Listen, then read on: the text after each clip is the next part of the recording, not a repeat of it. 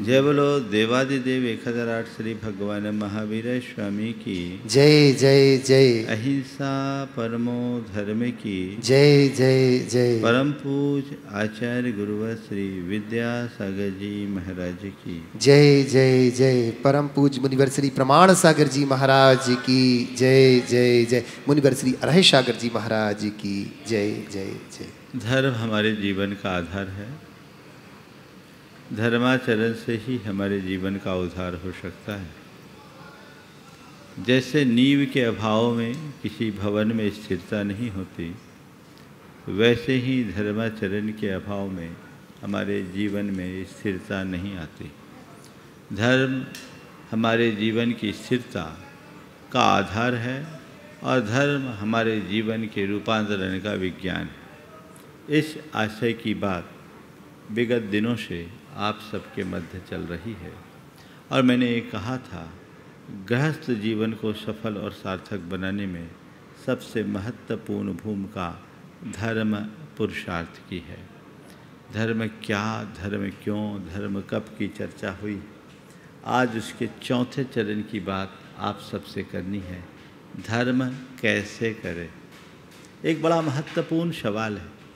धर्म सब करते हैं, कैसे करते हैं, कैसे करते हैं। चार बातें आज आप सबसे मैं कहूँगा। धर्म के दो रूप हैं, एक क्रियात्मक रूप और दूसरा भावात्मक रूप। क्रियात्मक रूप वाले धर्म के प्रति लोगों का झुकाव ज़्यादा दिखता है। प्रायः धर्म के भावात्मक पक्ष को लोग गौण कर देते हैं। मैं क्रियात्मक और भावात्मक दोनों प्रकार के धर्म के संदर्भ में आपसे आज चार बातें कह रहा हूँ। चार स्थिति में लोग धर्म करते हैं। एक रुचिपूर्वक, दूसरा अरुचिपूर्वक, तीसरा मंद रुचि से और चौथा विवेकपूर्वक। रुचि और विवेक से। सबसे पहली बात, आप धर्म का कोई भी कार्य करो, धर्म की क्रिया के बिना धर्म नहीं फलता, ये यथार्थ है। पर क्रियाओं में ही धर्म नहीं फलता, ये उससे बड़ा यथार्थ है। मैं धार्मिक क्रियाएं करूं, सब करते हैं। आप लोगों की सुबह की शुरुआत धर्म की क्रिया से होती है, करना ही चाहिए। लेकिन कोरी क्रिया करने से लाभ नहीं है।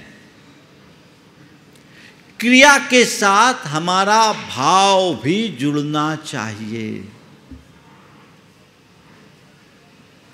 आप सुबह से उठते हो, भगवान का नामस्मरण करते हो। कई लोग माला फेरते हैं, कई लोग जाप करते हैं, कई लोग सामायिक करते हैं, कई लोग स्वाध्याय करते हैं, कई लोग पूजन करते हैं, कई लोग सत्संग करते हैं और कई ऐसे लोग हैं जो अपने दैनंदिन जीवन में व्रत, उपवास आदि का अनुपालन करते हैं। जितने भी हमारे उपासना के अंग हैं, हर धार्मिक व्यक्ति अपनी अपनी भूमिका के अनुसार उसे करता है। आप भी करते हो, पर कैसे करते हो? तो दो बातें उसमें रखनी है। रुचिपूर्वक, सबसे पहले कैसा करो? रुचि। कई लोगों की ये शिकायत रहती है, मैं धर्म करता हूँ पर मेरा उसमें भाव नहीं लगता।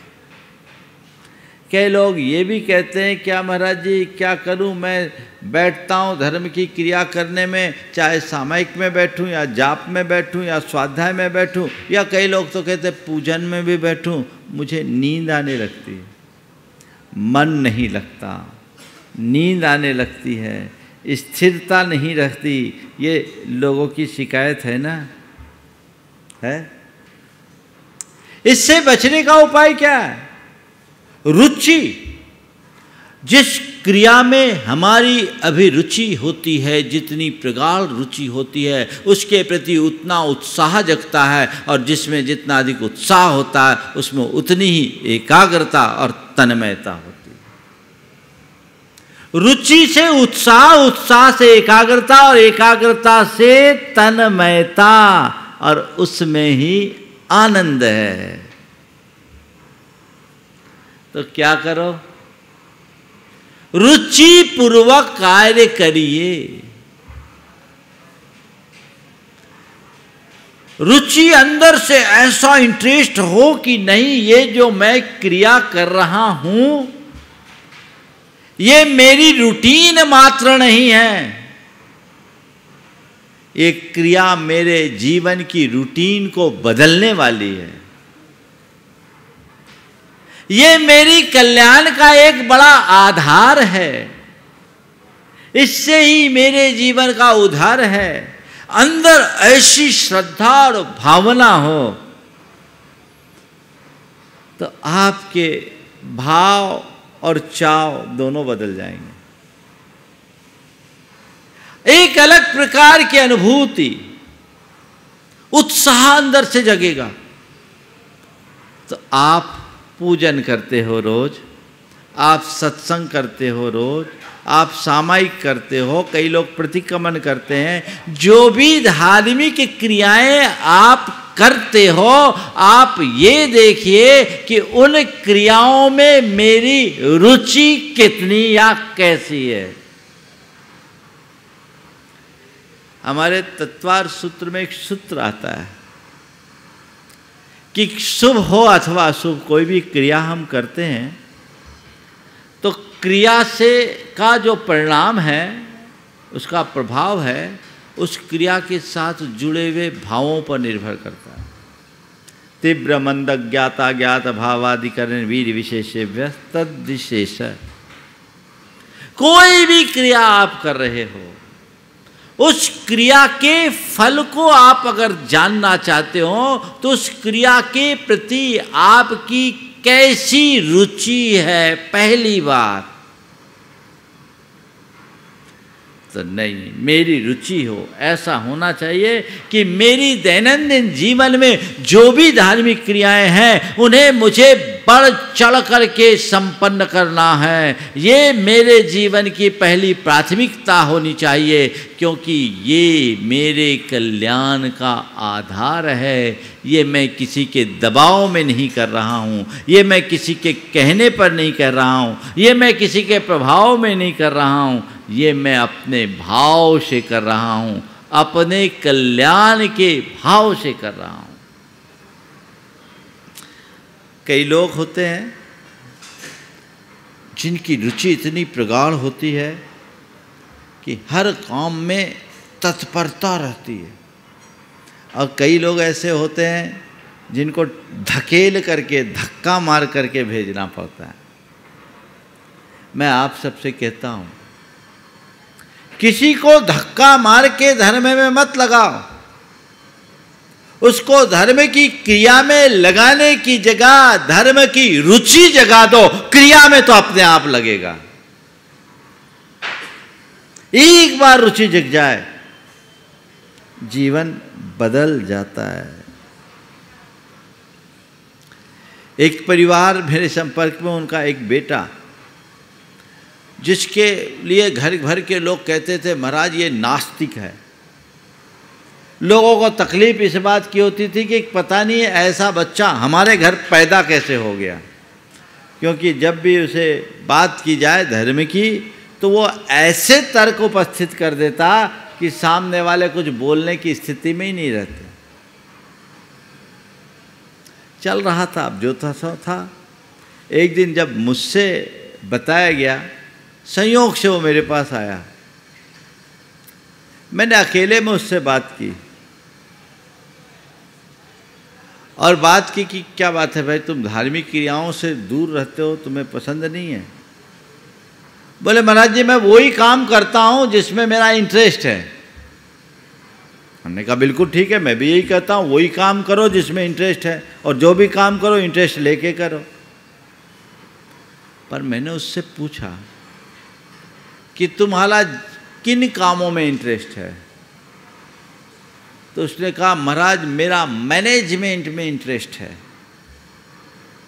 हमने कहा बहुत अच्छी बात है, तुम मैनेजमेंट में इंटरेस्ट रखते हो, ठीक है, तो तुम्हारा तो अपने इनर मैनेजमेंट में भी इंटरेस्ट होना चाहिए। बोला महाराज इधर तो मैंने कभी सोचा ही नहीं, इधर तो मैंने कभी सोचा ही नहीं। हमने कहा तुम अपने बिजनेस के मैनेजमेंट के लिए सोच सकते हो, तुम अपने फैमिली के मैनेजमेंट के लिए सोच सकते हो, तो तुम अपने जीवन के मैनेजमेंट के लिए भी तो सोचो, ये सोचना चाहिए कि नहीं? बोला महाराज अभी तक तो नहीं सोचा, लेकिन आपने एक सवाल खड़ा कर दिया कि इधर भी सोचना चाहिए। मैंने कहा सोचना नहीं चाहिए, सोचना ही चाहिए। और ये बताओ तुम्हारा भीतर का मैनेजमेंट कैसे ठीक होगा, उसको कैसे संभालोगे? उसके लिए तो तुम्हें धर्म को समझना पड़ेगा। तुम धर्म को समझो, धर्म के प्रति इंटरेस्ट जगाओ। इनर मैनेजमेंट के अगर इंटरेस्ट क्रिएट हो गया तो तुम अपने आप धर्म से जुड़ोगे। उसने कहा महाराज जी पहली बार मुझे किसी ने इस तरीके से समझाया, पर मैं आपसे एक सवाल करना चाहता हूँ, धर्म से हम अपना इनर मैनेजमेंट कैसे संभालेंगे? हमने कहा भैया इनर मैनेजमेंट है क्या ये तो बताओ, इनर मैनेजमेंट है क्या बताओ। वो कुछ नहीं बोल पाया। मैंने कहा अपने भाव और बर्ताव को संभालना ही तो इनर मैनेजमेंट है। और क्या है? एक पंक्ति में इतना ही कहूँगा, इनर मैनेजमेंट क्या है? भाव और बर्ताव, इसको संभालो। और इसको संभालने के लिए क्या करना पड़ेगा? अपना स्वभाव ठीक करना होगा, और स्वभाव ठीक करने का नाम ही धर्म है। सच्चे अर्थों में स्वभाव में स्थिरता का नाम ही धर्म है। बदलो। वो कैसे बदलेगा? जब तुम्हारा जीवन संयम में होगा, जब तुम्हारा तप में होगा, त्याग में होगा, तुम्हारे हृदय में संतोष आएगा, आध्यात्मिकता जुड़ेगी, आत्मनियंत्रण बढ़ेगा, तो तुम ये सब कार्य कर सकोगे। फिर उसने सवाल किया, महाराज जी ये बात तो समझ गए, पर पूजा पाठ करने से क्या होगा? आजकल के लोगों का एक सवाल होता है, आप बोलते इनर मैनेजमेंट, हम इनर मैनेजमेंट करने के लिए तैयार हैं, पर प्राय हम लोगों को कहा जाता है, मेरी मम्मी तो अक्सर मुझसे यही कहती है, तू मंदिर नहीं जाता, तू पूजा नहीं करता, तू पाठ नहीं करता, तू गुरुओं के पास नहीं जाता। महाराज जी तरह तरह से हमें उलाहना देते रहते हैं। आप बताइए इनसे क्या होगा? क्या हम मंदिर जाएंगे तभी इनर मैनेजमेंट कर पाएंगे? मैंने उसको कहा भैया ठीक कह रहा है, केवल मंदिर जाने से कुछ नहीं होगा, लेकिन अगर तू मंदिर जाता है, तू भगवान की पूजा करता है, तो तुझे एक सकारात्मक प्रेरणा मिल सकती है, तुझे एक मोटिवेशन मिल सकता है, और ये मोटिवेशन तेरे इंटरेस्ट को क्रिएट करेगा, और तू फिर दिन भर अपने आप को ठीक रख सकेगा। उसने पूछा महाराज जी मंदिर से क्या मोटिवेशन मिलेगा? मैंने कहा कुछ नहीं मिलेगा, भगवान के स्वरूप को देख लेना, और एक ही मोटिवेशन ले कि जीवन का असली स्वरूप तो यही है, न मैं कुछ लेकर आया न कुछ लेकर के जाऊंगा। बस ये कितना बड़ा मोटिवेशन है। जीवन में यदि आनंद लेना है, भगवान की बात ही सहज हो जाओ। तुम्हारी दृष्टि होनी चाहिए, और जो तुम पूजा करते हो, पूजा नहीं, वो भगवान के साथ एक डायलॉग है, भगवान के साथ बातचीत है। भगवान की उपस्थिति का एहसास करते हुए भगवान से तुम वो प्रेरणा प्राप्त कर सकते हो जो संसार में कहीं नहीं मिल सकती। करीब आधा घंटा उसने चर्चा की। ये घटना लगभग 8 वर्ष पुरानी है, 2014 की। मैं यहीं सम्मेद शिखर जी में था तब की बात। आप सुनकर के आश्चर्य करोगे, वो व्यक्ति विशुद्ध धर्मात्मा हो गया। अक्सर मेरे पास आता है, पूजा पाठ अभिषेक करता है, और रात्रि में 4 प्रकार के आहार का त्याग कर दिया है, स्वाध्याय भी करता है। उसने कहा महाराज जब तक मेरी रुचि नहीं थी, ये सब चीज़ें मुझे अर्थहीन दिखती थी। अब मुझे लगता है जीवन में यदि कुछ सारभूत है तो केवल यही है, ये बदलाव। आप अपनी रुचि जगाइए, तो जितनी रुचि उतना उत्साह, और उत्साह होगा तो एकाग्रता होगी, और जब एकाग्र होगे तो तन्मयता का आनंद आएगा।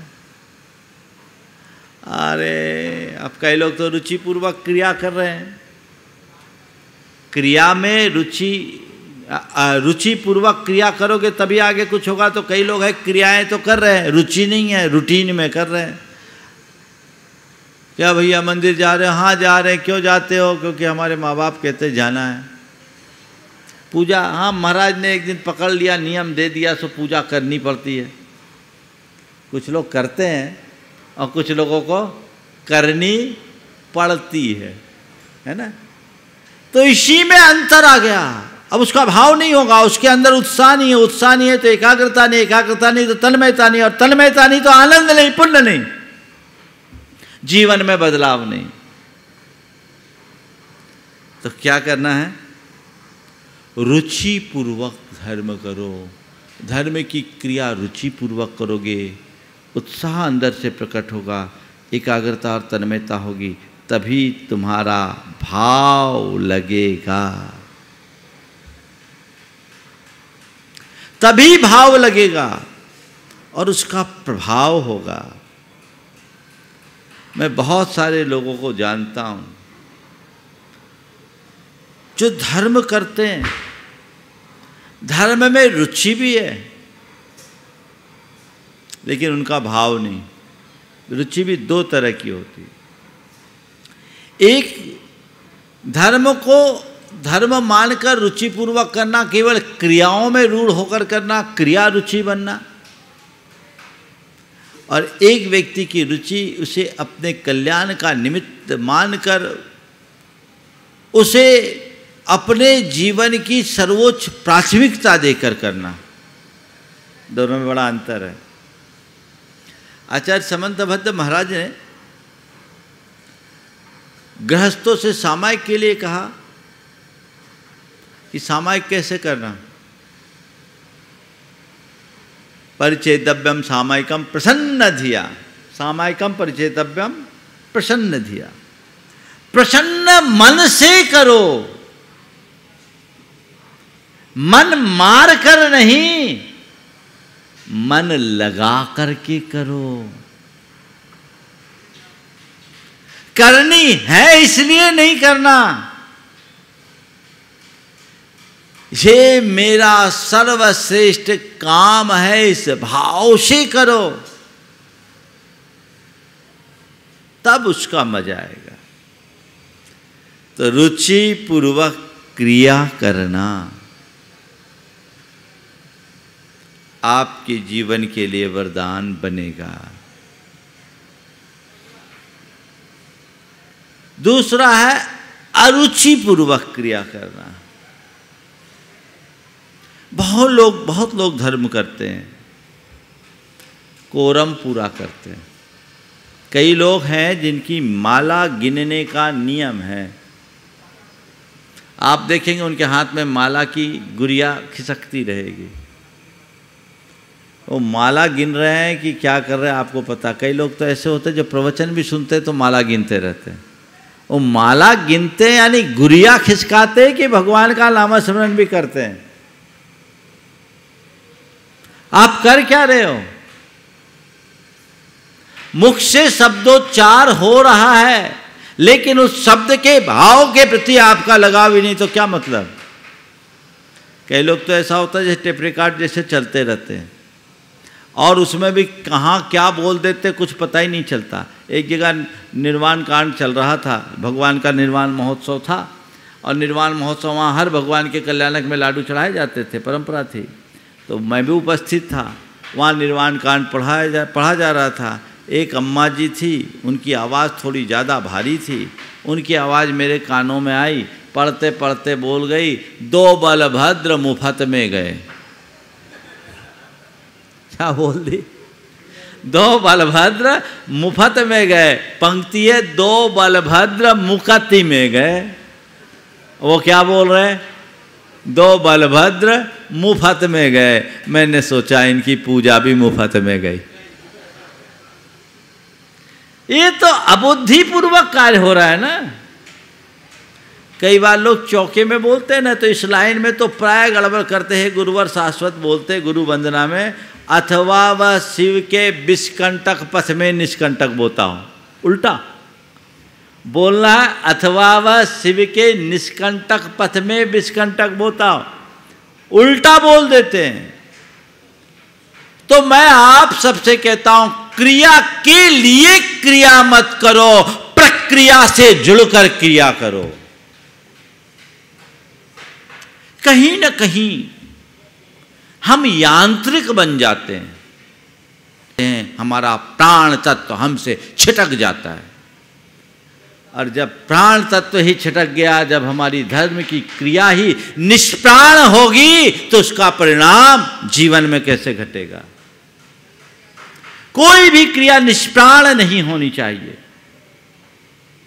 उत्साह के साथ करिए, रुचि पूर्वक कीजिए, और ऐसा करिए कि बस यही मेरे जीवन की सबसे बड़ी उपलब्धि है। तो रुचि पूर्वक क्रिया, दूसरी अरुचि पूर्वक क्रिया। अरुचि पूर्वक मुझे कोई काम नहीं करना है, रुचि पूर्वक करना है। तीसरा है मंद रुचि की क्रिया। ठीक है, कर लेंगे, धीरे धीरे कर लेंगे। देखिए, एक व्यक्ति है जो रोज अभिषेक करता है और रुचि पूर्वक करता है। अभिषेक की प्रारंभिक क्रिया से उसका मन जुड़ा होता है कि नहीं, मैं जा रहा हूं तो बिल्कुल जल की शुद्धि से ही मुझे अभिषेक की क्रिया में जुड़ जाना है। अरे एक व्यक्ति, हाँ अभी तो शुरुआत हो रही होगी, अभी तो मंगलाष्टक हो रहा है, प्रारंभिक क्रियाएं होगी, अभी तो और लोग भी कर रहे हैं, हम कर लेंगे। कर रहा है, भाव से कर रहा है, उसके लिए अभिषेक जैसी क्रिया का महत्व है, रुचि है और उत्साह भी है, लेकिन मंद रुचि है, मंद उत्साह है, तो फल भी कैसा होगा, मंद होगा, है ना। मैं तो आपको कहता हूँ, आजकल तो हर कोई हर क्षेत्र में प्रीमियम चाहता है। तो धर्म क्षेत्र में अगर तुम पुण्य भी प्रीमियम चाहते हो, तो क्रिया भी प्रीमियम लेवल पर करो।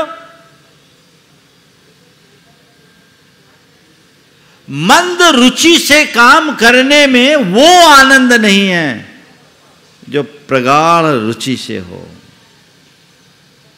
तो अपनी रुचि को प्रगाढ़ से प्रगाढ़तर बनाए रखने का पुरुषार्थ होना चाहिए। मंद रुचि अथवा अरुचि से क्रियाएं जब हम लोग कर देते हैं, तो कभी कभी उल्टे परिणाम आते हैं। हमारे शास्त्रों में एक वर्णन आता है, मैं एक कहानी आप सबको बता रहा हूं इसलिए कि आप अपनी धार्मिक क्रियाओं में अपेक्षित तत्परता बरत सको। हम सबको पता अरहत दास सेठ की कथा, जिसने सामायिक का नियम लिया, और सामायिक का नियम किस संकल्प के साथ लिया कि जब तक ये दिया जलेगा तब तक मैं सामायिक करता रहूंगा। वो तो सामायिक में बैठ गया। अब उसकी धर्मपत्नी देख रही है कि कहीं इनके सामायिक में व्यवधान ना आ जाए, तो दिए में और बार बार तेल डालते जा रही है, तेल डालते जा रही है, तेल डालते जा रही है। अब दीपक बुझ नहीं रहा है और भाई साहब को प्यास लग रही है, कर रहा है सामायिक, और मन भाग रहा है पानी के लिए, मचल रहा है, पानी पानी, कोस रहा है अपनी धर्मपत्नी को, ये कैसी बेवकूफ है, इसको पता नहीं मैं इतने देर से बैठा हूं, बार बार तेल डालते जा रही है, बार बार तेल डालते जा रही है, उठा नहीं है। क्रिया तो कर रहा है पर उसमें उसकी रुचि नहीं है, भाव उसके बिगड़े हुए हैं। कहते हैं वो पानी की चाह के साथ मरा और मर करके ही जल जीव बन गया, अपने ही घर की बावड़ी में मेढक बन गया। देखो कर क्या रहा था, सामायिक संकल्प अच्छा था कि जब तक दीप न बुझे मैं सामायिक करूंगा।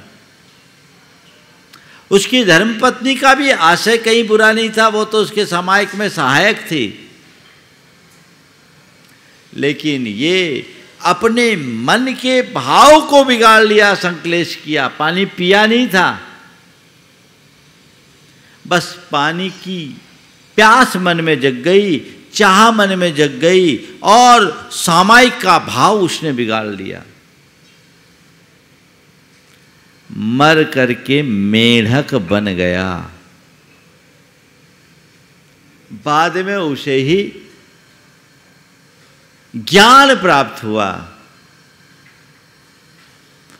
भगवान महावीर के समोसरण की ओर वह एक पाखुड़ी लेकर के बढ़ रहा है कमल की, कि भगवान आए हैं, मुझे उनकी वंदना करने जाना है, अपने जीवन को कृतार्थ करना है, अपने जीवन को धन्य करना है।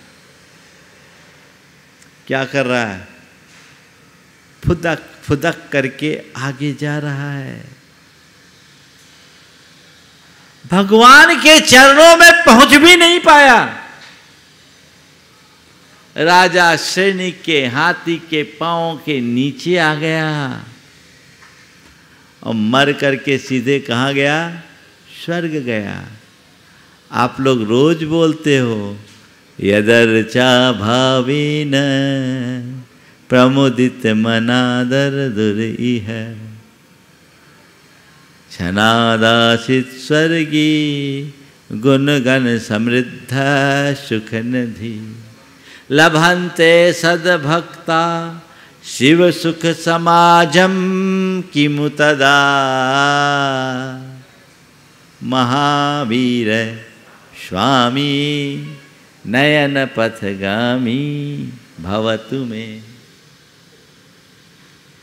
जिनकी पूजा के भाव मात्र से कमल की नन्ही सी पाखड़ी लेकर चलने वाला मेढक तो स्वर्ग चला गया और भगवान के नाम की माला जपते जपते सेठ मेढक बन गया। मतलब कुछ समझ पा रहे आप? संक्लेश के साथ धर्म करोगे निश्चित पतन होगा। भाव विशुद्धि के साथ धर्म करो, जीवन में वैसा ही उत्साह संचरित करो, तो हम अपने जीवन का असली आनंद ले सकेंगे। तो रुचि पूर्वक धर्म करे, अरुचि पूर्वक धर्म न करे, मंद रुचि से धर्म न करे,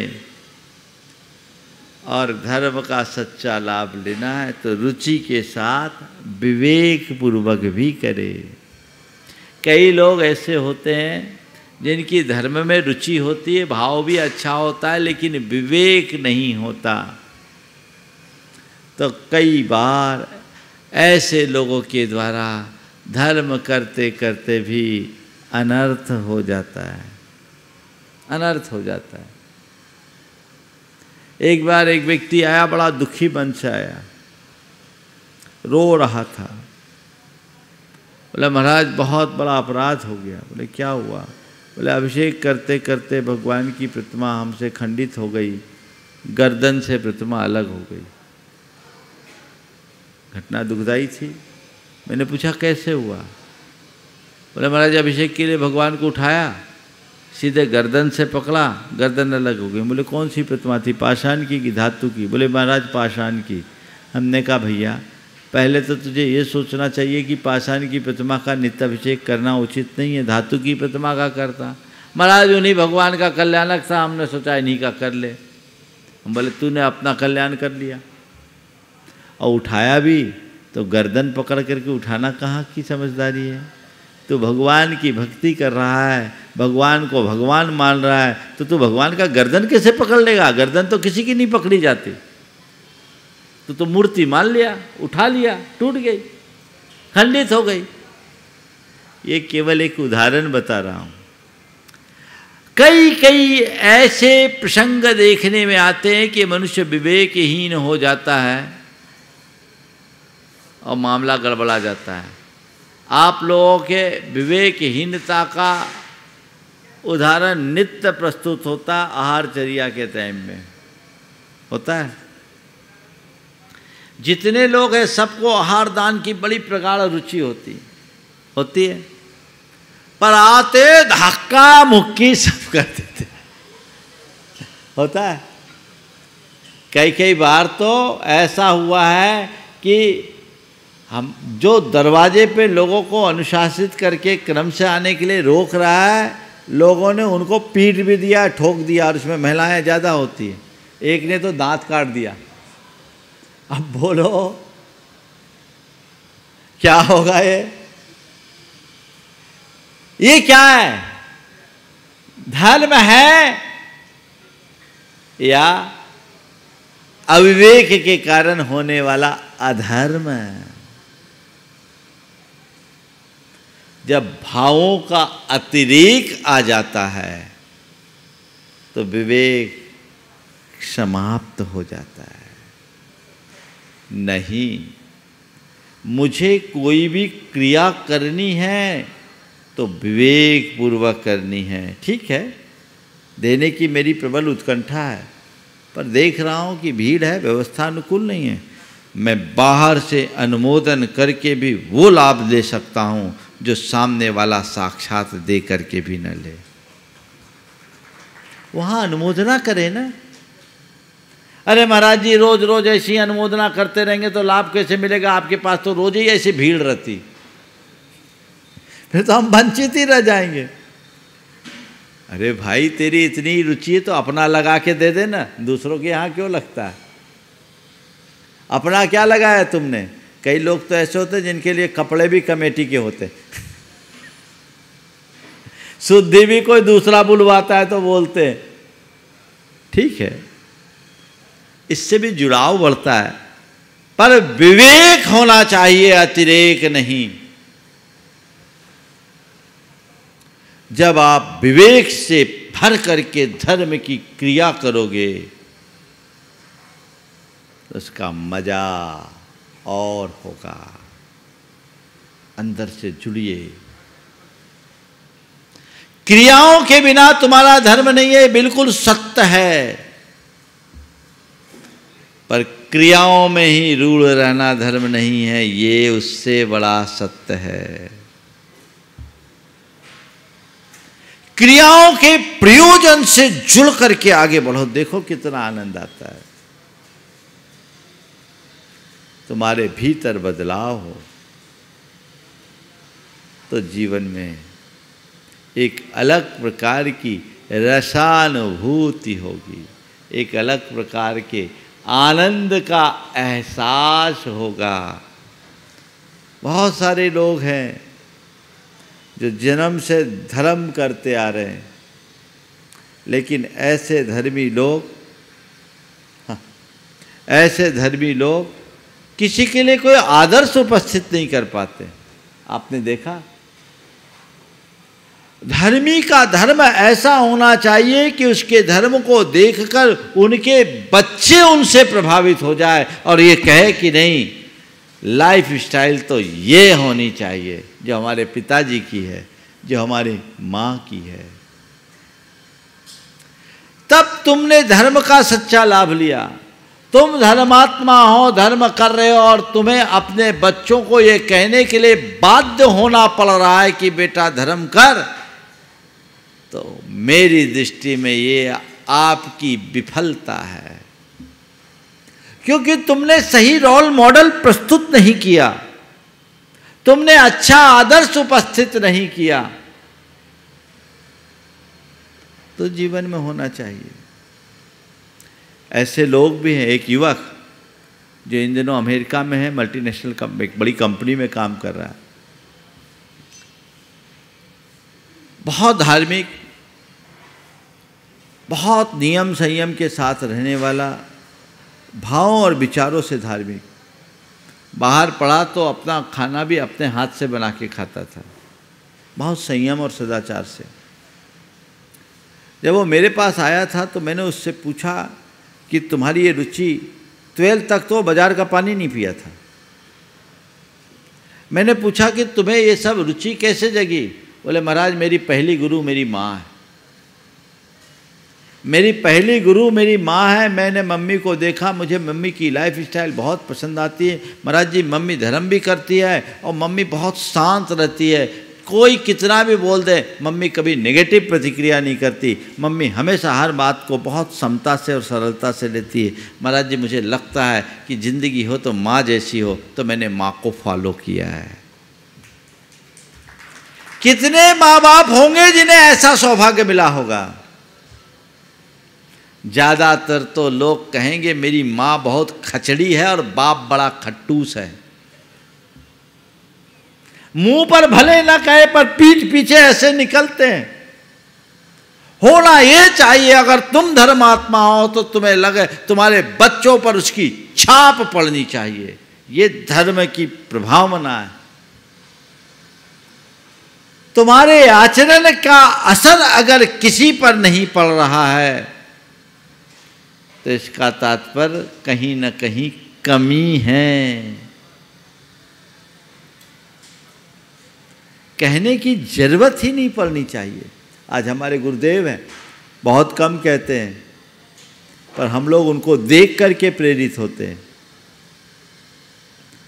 तो धर्म ऐसे रुचि से और ऐसे विवेक से करो कि देखने वाले को लगे कि नहीं, असल जीवन तो यही है। आप लोग गुरुओं से क्यों प्रभावित होते हो? बोलो, क्यों प्रभावित होते हैं? केवल हम लोगों के वचनों को सुनकर या हमारी चर्या क्रिया को देखकर? बोलो। हाँ, तो जब हमारे धार्मिक चर्या और क्रिया को देखकर आपके हृदय में धर्म के प्रति रुचि जगती है, तो तुम्हारे चर्या क्रिया को देखकर तुम्हारे पीछे वालों की भी तो रुचि जगनी चाहिए। ध्यान रखना, तुम्हारी चर्या और क्रिया से सामने वाले की रुचि जग भी सकती है और तुम्हारी चर्या और क्रिया के कारण सामने वालों में अरुचि भी हो सकती है। दिल्ली का एक परिवार मेरे पास आया था। परिवार के लोगों ने कहा कि महाराज लड़का हार्वर्ड से पढ़ के आया। बोला महाराज जी इससे बोलिए थोड़ा धर्म करे। मैं उसकी तरफ देखा, उसने बड़े स्पष्ट शब्दों में कहा कि महाराज जी यदि धर्म का वही स्वरूप है जो मेरे मम्मी पापा करते हैं तो मुझे ऐसे धर्म से एलर्जी है। शब्द का प्रयोग किया, धर्म का वही स्वरूप है जो मेरे मम्मी पापा करते हैं तो मुझे ऐसे धर्म से एलर्जी है। मैंने कहा भैया हो सकता है तुम्हारा अनुभव कुछ गलत हो, पर ये बताओ तुम्हें मम्मी पापा के धर्म से को देखकर धर्म से एलर्जी क्यों है? बोले महाराज दोनों रोज़ सुबह 5 बजे मंदिर जाते हैं, 10 बजे आते हैं, लेकिन आपको क्या बताऊं, झगड़ा करते हुए जाते हैं और झगड़ते हुए आते हैं। 5 घंटा मंदिर में बिताने वाला व्यक्ति भी यदि अपने भाव को निर्मल नहीं बना पाया तो धर्म का क्या लाभ उठाया? बोले महाराज मुझे लगता है ये तो वेस्टेज ऑफ टाइम है, मुझे ऐसे धर्म में कोई रुचि नहीं। मैंने कहा देख तेरे मम्मी पापा में यदि ऐसी बात है तो ये कमी तेरे मम्मी पापा की, धर्म की नहीं। वो धर्म को एक रूटीन की तरह कर रहे हैं। तुम उनको देख करके दूसरा मोटिवेशन लो कि मैं धर्म करूँगा पर उनके जैसा नहीं करूँगा, मैं धर्म को उसके वास्तविक स्वरूप के साथ करूँगा, भाव के साथ करूँगा, तो आनंद आएगा। तो कहने का तात्पर्य ये है आप कैसा आदर्श उपस्थित कर रहे हैं? खुद के जीवन में आनंद और कोई प्रेरणा आप तभी पा सकोगे जब आप वैसा आदर्श उपस्थित करोगे। तो वैसा आदर्श उपस्थित करें। जीवन की धारा को तदनुरूप बढ़ाने वाले लोगों के जीवन में ही वो धन्यता आती है। तो आज धर्म कैसे करने की बात आप सबसे मैंने की है। रुचिपूर्वक करें, अरुचिपूर्वक न करें, मंद रुचि से भी न करें, और रुचि के साथ विवेक का पुट जोड़ करके चले, जीवन निहाल होगा। और एक बात और, इस तरीके से रुचि करें कि औरों की रुचि बढ़े। बच्चों में भी रुचि जगाइए। धर्म के लिए प्रेरणा देना बुरा नहीं है, देना चाहिए, पर कैसी प्रेरणा दे जिससे उनकी रुचि जागृत हो। हमारे हृदय में पाप रुचि अनादि से है। उस पाप रुचि से को मिटाकर धर्म रुचि जगाना, ये हमारी बड़ी उपलब्धि है। तो एक बार रुचि जगा दे, सब काम होता है। एक स्थान पे हम थे, हमारे जाने का समय आ गया। बोले महाराज जी अभी तो प्यास बुझी नहीं। मैंने कहा मैं प्यास बुझाने आया नहीं। महाराज अभी तो प्यास बुझी नहीं। मैंने कहा मैं प्यास बुझाने आया ही नहीं, मैं तो तुम्हारी प्यास जगाने आया था। प्यास जग गई, मैं चला, मेरा काम हो गया, अब अपने आप पानी खोजोगे। सामने वाले की रुचि भर जगा दो, बाकी अपने आप लग जाएगा और संभल जाएगा, संवर जाएगा। तो ऐसी रुचि जगे, अपने जीवन को आगे बढ़ाएं। बोलिए परम पूज्य आचार्य गुरुवर श्री विद्यासागर जी महाराज की जय जय जय। पूज्य मुनिवर श्री प्रमाण सागर जी महाराज की।